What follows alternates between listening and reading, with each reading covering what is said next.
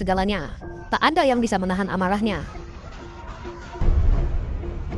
Raja pun sadar bahwa ia telah membawa bencana besar dan segera berlutut memohon ampun, menyatakan kesediaan membayar harga apapun untuk pengampunan.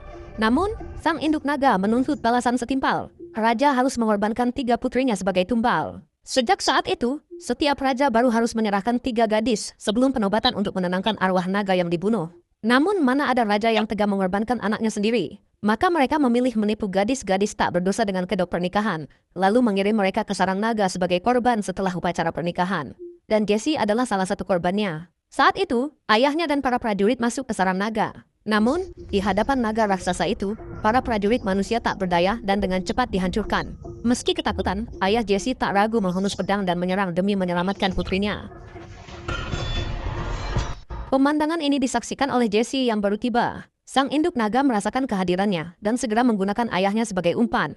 Meskipun sang ayah terus memperingatkan agar Jessie tidak keluar, ia memutuskan mengorbankan dirinya demi keselamatan putrinya. Jessie melihat ayahnya tertusuk di dada oleh naga dan menjerit kesakitan. Mendengar itu, induk naga segera berbalik untuk mencari Jessie. Saat ia putus asa bersembunyi di balik batu, tiba-tiba seorang prajurit yang hendak melarikan diri secara tak sengaja menimbulkan suara, menarik perhatian induk naga seketika.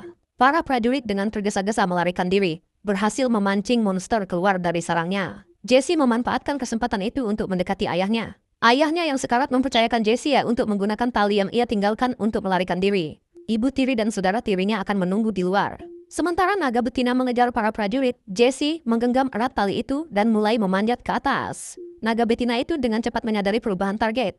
Dalam amarah, ia menghancurkan para prajurit hingga mati. Lalu mengepakkan sayapnya dan segera melesat mengejar Jessie yang sedang melarikan diri. Melihat hal selama berabad-abad, keluarga kerajaan telah menipu naga dengan cara ini. Jessie mengangkat pedangnya dan mengayunkannya dengan keras. Namun ia tidak membunuh naga tersebut karena mereka berdua adalah korban. Hanya dengan bekerja sama mereka bisa menghadapi pelaku sebenarnya, yaitu keluarga kerajaan. Jessie berjalan ke dalam kolam dan menggunakan cahaya kunang-kunang untuk menyembuhkan luka naga. Kemudian ia kembali sendirian ke istana. Saat itu, di aula besar, sang pangeran masih menipu gadis-gadis polos dalam upacara pernikahan. Ia mendekati panggung, membebaskan sang pengantin, lalu memperingatkan semua orang dengan lantang memberi kesempatan terakhir untuk melarikan diri. Namun sang ratu, yang percaya diri karena berada di tengah kerumunan, tidak menunjukkan rasa takut sedikit pun. Tiba-tiba, naga muncul di atas istana. Saat Jessie berbalik untuk pergi, kerajaan dilalap api dan runtuh.